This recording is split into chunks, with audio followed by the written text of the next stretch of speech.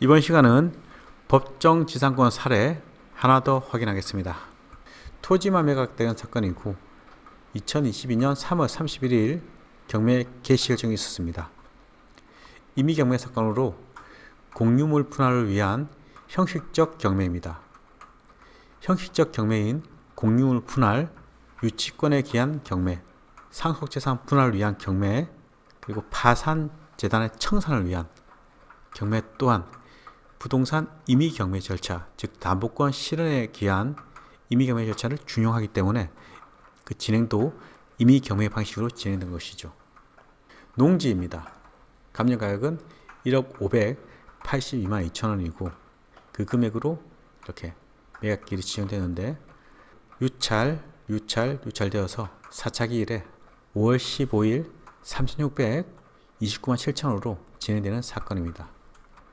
그 현황 내역을 확인해 보면 토지지상에 이렇게 경작되는 나무와 작물이 있는 것으로 보입니다.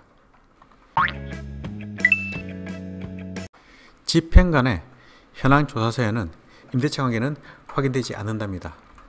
농지이기 때문에 전입도 안 되는 것이고 사자 등록도 되지 않는 것이죠. 부동산 현황을 보면 작물 재배하는 전이다. 자두나무, 배나무 등등 나무 과실수가 식재되어 있다는 것을 알 수 있고, 기호 2번에도 마찬가지로 이렇게 나무가 있고, 농사 짓고 있는 김모 씨를 만나서 면담해 본 결과 과실수, 감나무 기존에 식재되어 있었고 나머지 과실수는 면담자인 김모 씨가 식재를 했고 임대차 관계는 없다, 무상으로 농사를 짓고 있다고 진술하고 있습니다. 매각 물권 명세서에는 이렇게 본권지상의 매각 대상이 아닌 농막, 이 농막이 법정지상권 성립 여부가 있다는 것입니다. 불분명하는 취지의 내용, 수목 소지한다, 농취증 필요하다 라는 등의 내용이 들어있습니다. 법정지상권인 농막에 대해서 확인해 보겠습니다. 여기 있는 이 시설로 보입니다. 건물이 아니라도 이렇듯 법정지상권은 인정될 수 있다는 것입니다. 과연 이 농막을 누가 설치했는지가 문제가 된 것이죠. 토지 소유자가 했다면 법정지상권 성립 여지가 있을 수 있는 것이고, 토지 소유자가 아니라면 법정지상권은 성립되지 않는다는 것이겠죠. 토지 등기사항 증명서를 확인해 본 결과 소유권에 관한 사항 중 첫 번째 소유권에 관한 사항은 98년 6월 12일 증여를 받은 박모 씨가 소유권을 취득했는데, 이 첫 번째 등기가 있지만 전 4번이라고 봐서는 이 등기 이전에 폐쇄 등기부를 보면 전 4번에 이 사항이 등기되어 있는 것이죠. 그런데 이 농막은 과연 언제 설치됐는지, 이게 관건입니다. 이 부동산 주변에 있는 분이라면 확인이 될 수도 있겠지만 실제 농막의 설치 시기를 확인하기가 쉽지 않다는 것이죠.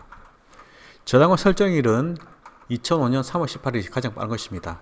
이 이전에 농막이 있었다면 그 농막 소유자가 토지 소유자라면 법정지상권은 성립될 수도 있는 것입니다. 이 부동산은 2004년에도 소유권 이전이 있었습니다. 2004년에는 토지 소유자가 공유로 취득하는 것이고 2004년 이자들이 공유로 취득한 시기에 농막이 있었다면 법정지상권은 인정되지 않습니다.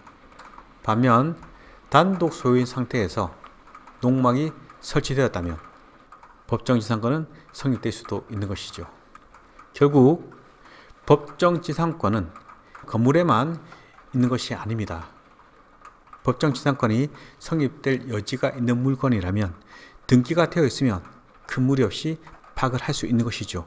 그렇지 않은 경우에는 이 탐문 방법 외에는 알 수 있는 방법이 많이 있지 않습니다.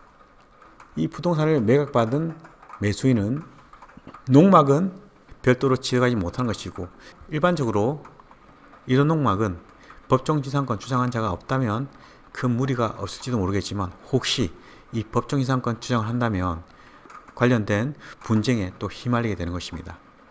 기초 강의에서는 이 정도로 법정지상권 내용 정리하기로 하고, 기초 강의 끝난 이후에 처리 방안에 대해서 상세히 설명드리도록 하겠습니다.